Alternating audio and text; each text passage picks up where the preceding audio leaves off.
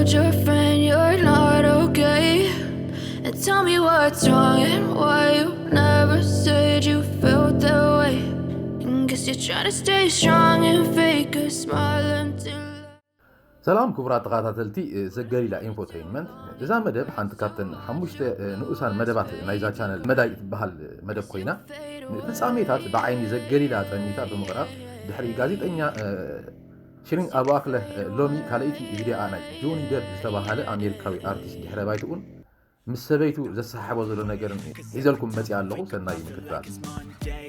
going wrong with all the chemicals up in my brain. All of a sudden I don't look at anything the same way. Gotta build up of my thoughts sitting in an ashtray. I'm sorry that I'm so inconvenient, okay? Just let me be. جوني دب اتي كوخب عبيتي فيلمات كم ادوارد سيزر هاندس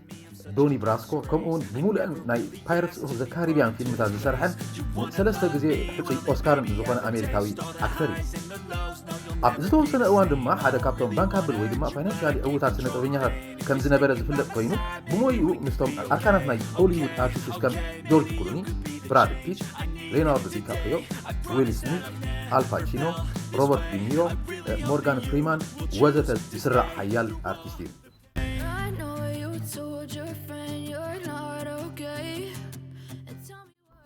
እዚ አርቲስት ኣብዚ ወርሒ ምስ መጻምርቱ ነበር ኣምበር ሄርድ ነንሕድሕዶም ተኻሲሶም ጉዳዮም ኣብ ቤት ፍርዲ ቪርጂኒያ ክረአ ቀኒን ይረአ ኣሎ እዚ ጉዳይ ኣብ ናይ ሕቡራት መንግስታት ኣሜሪካ ፌደራል ኮርት ዝተኸፍተ ዘይምዃኑ ዓለም ሙሉእ ብኢንተርነት ይከታተሎን ኣሎ እንታይ እዩ እቲ ናብዚ ዘብፅሖም ነገር እዚ ግብ ዝበለ ዘይንጹር ሳይኮሎጂ ዋላ እኳ ጆኒ ከም ዝኸተተ እንተተፈልጠ ኣብ ሞንጎ ክልቲኦም ግን ሓደ ዓብዪ ኮንፍሊክት ኣሎ ንሱ ድማ ኣምበር ሄርድ መሃርምቲ ወይ ድማ ኣቢዝ ገይሩኒ እያ ትብል ንሱ እውን ከምኡ ማለት ካብ ግዜያት ሓደ መዓልቲ ድሕሪ ነዊሕ ክረዳድኡ ዘይምኽኣሎም ንሳ ጥርሙዝ ብምልዓል ናብታ ኣብ ጠረጴዛ ተፀጊዓ ዝነበረት ኣፃብዕቲ ኢሉ ስንድዋ እሞ እታ ኣፃብዕቲ ክሳዕ ምቑራፅ ዝበፅሕ ሓደጋ ከም ዘውረደትሉ ይኽስስ ኣብ ቤት ፍርዲ ቪርጂኒያ ተገንፂሉ ዘሎ ጉዳይ ክልቲኦም ብዛዕባ ነንሕድሕዶም ከም ዝተፈራረሙ እኳ ቤት ፍርዲ ከምዚ ዝረኣናዮ ትብቲ እንተለዎ ዳርጋ ኩሉ ተጠቃሚ ዝመርበብ ወይ ድማ ተጠቃሚ ኢንተርነት ምስ ጆኒ ደብ ወዲኑ ዘሎ እዚ ድማ ፀብለልታ ጆኒ ደብ ብቕዓቱ ኣብ ሆሊውድ ዝማእረሮ ሓያል ዝኾነ ፓብሊክ ፊገር ወይ ድማ ስም ስለ ዝፀንሑ ኮይኑ ግን ኣብ 2010ታት ኣብ ስርሑ እናደኸመ ክኸይድ ኣብ ጀመረሉ ጆኒ ደብ ኣብ ውልቃዊ ሂወትን ቁጠብኡን ብዙሕ ሽገር ተራእዩ ኣብ 2017 ማናጀሩን ጠበቁን ፋይናንሳዊ እቶቱ ብዝግባእ ኣይመሓደሩን ብምባል ተሲስዎም ነይሩ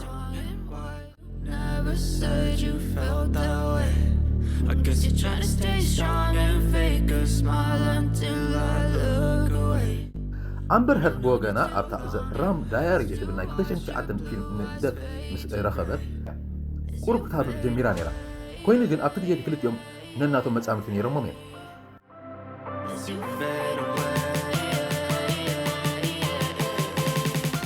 ب10 ዓመት ካብ ደፍ እትንእስ ሄርድ ኣብ ካይን ኤክስፕረስ ዘርእስታ ኮሜዲ ኣብ 2008 ከም ሳፖርቲንግ ካራክተር ብምውፃእ ኣቓልቦ ክትረክብ ፀኒሓ ነበረት እታ ክብ ኢልና ዝጠቐስናያ ራም ዳያሪ ኣብ 2011 ተለቐቐት እሞ ንሄርድ ዓብዪ ተስፋ ክሰንቕ ኣኽኢላታ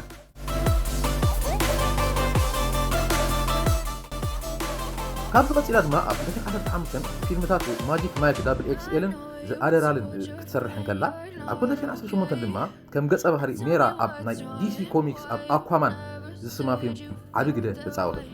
እዚ ድሕረ ባይታኣ ከም ዝነግረና ዘሎ ምስ ጆኒ ደብ ኣብ ዝተላለየትሉን ኣብ ግዜ ሓዳሮምን ደብ ኣዝዩ ህቡብ ኣክተር ምንባር እዩ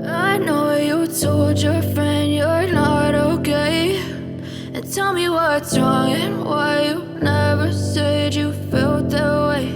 And guess you're trying to stay strong and fake a smile until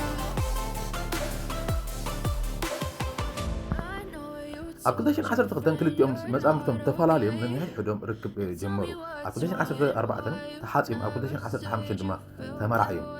ኣብ 2016 ሄርድ ናይ ፍትሕ ፋይል ከፈተ እንደይ ደስ ብለክ ፍጥነት እንታይ ዓይነት ፍጥነት ናይ ፍትሕ እዚ ብጣዕሚ ዝሕጉሰካ እዩ ወል እቲ ብዓይኒ ሕጊ ዝረአ ምክንያት መካሰሲኦም ኣዝዩ ብዙሕ ገንዘብ ግፍዒ ዓመፅ መሰል መስተ ሓሽሽ ወዘተ ከም ርድኢት ዘገሊላ መብዛሕትኡ ግዜ ኣብ መንጎ መጻምድቲ ህኮት ክለዓል እንከሎ ብድሕሪ መጋረጃ ሓደ ዓብን ኣብ ቤት ፍርዲ ዘይቀርብን ምክንያት ምብኣስን ምክሳስን ከም ዘሎ እያ ትኣምን። Told your friend you're not okay, and tell me what's wrong and why you never said you ንሱ ዕብዳን ወይ ንሱ እንታይ ፍቅሪ ጾታዊ ፍቅሪ ማለት ኣብ ጾታዊ ፍቅሪ ምስቲ ወይ ምስታ ተፍቅራ ወይ ተፍቅሮ ሰብ ብሓንሳብ ኣብ ትህልወሉ ግዜ ትምርቅን ወይ ትሰክር ኢኻ። ከምዚ ክኸውን ዝኽኣለ ድማ መስተ ሓሽሽን ፍቅርን ኣብ ሓንጎል ኣብ ሓንቲ ከባቢ ይመስለው። ስለዚ ከምቲ መስተ ምሰተኻ ብዛዕባ ሰብ እንታይ ክብለኒ እዩ ብምባል ዘይትሽቁረር ወይ ዘይግድሰካ ምስ ኣፍቀርካ ድማ ብልክዕ ከምኡ ኢኻ ትኾን። fake a smile until I look away. But I've known you too long, it hurts to watch your blue eyes fade to gray. እቲ ተፍቅሮ ወይ ተፍቅራ ሰብ ኣብ ጎድንኻ ወይ ኣብ ጎድንኺ ምስ እትህሉ ወይ ንዝህሉ ዓለም ንዓኻ ህይወት ዝበሃል ይብለን። ብዘይካ እቲ ተፍቅሮ ወይ ተፍቅርዮ ሰብ ካልኦት ነገራት ኣገዳስነቶም የጥፍኡ።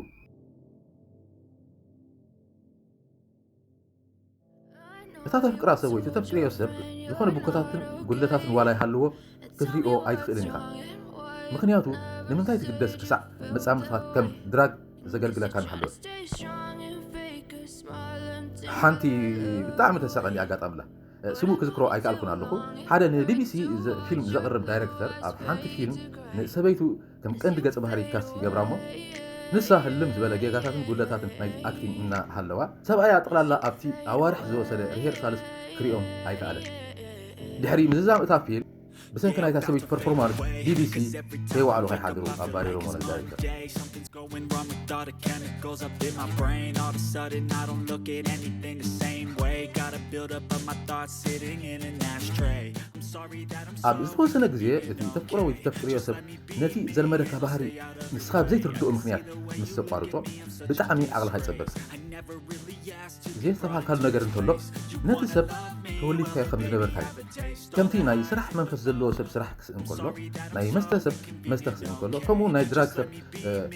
دراك سئن كله جسمع بيب كان زخمو كنزو يمر دحر مريض كان زاد ما نتي تفكر سب كم مخنيات كان زخات ريومو عمرها مالك يجوها ناس سب بمقطعته بمفرحنا بقدمو بهري كمولسه بمبال أطواره قال إيرو يبكي دحر جي ناي موت هي تنفينات يجمر انت دقا بمقطعته بمفرحنا بقدمو كملس زيت إيرو في متعمر تخا وال يجوها كاب قط مدري كتفو دحر عيدين told your friend you're not okay, and tell me what's wrong and why you never انت سبيلنا እዞም ናይ ክድ ስእልታት ናይ መጻምርቶም ደቂ ኣንስትዮ ኣብ ፌስቡክ ዝለቁ ገለገለውን መጻምርቶም ዝቐትሉ ግዳይ ናይዚ ክብኢልና ክሪኦ ፀናሕና ስነልቦና እዩ። ኣብዚ ተረባረብ ፅንኩር ግዜ እምበኣሪኻ ብኮታትን ጉለታትን ናይቲ ተፍክሮ ሰብ ክትሪኦም ትኽእል። as you fade away.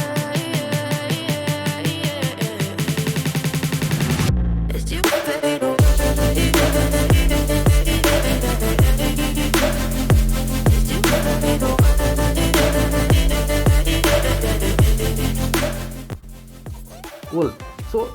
ጆኒ ዴፕን ኣምበር ሄርድን ቅድሚ ኣብ ቤት ፍርዲ ምቕላሎም በዚ ሓደ ብሓደ ክንሪኦ ዝፀናሕና መስርሕ እዚ ሓሊፎም ክኾኑ ከም ዝኽእሉ 85% ዕድላት ከም ዘሎ እያ ዘገሊላ ትብል። ካብ ፍቅራዊ ስፍራኖም ከይተገላገሉ ናብ ምክሳስ ዘብፅሖም ስጉምትታት ክኣቱ ኣይክእሉን እዮም። I know you told your friend you're not okay, and tell me what's wrong and why you never said you felt that way. Guess you're trying to stay strong and fake a smile until I look away.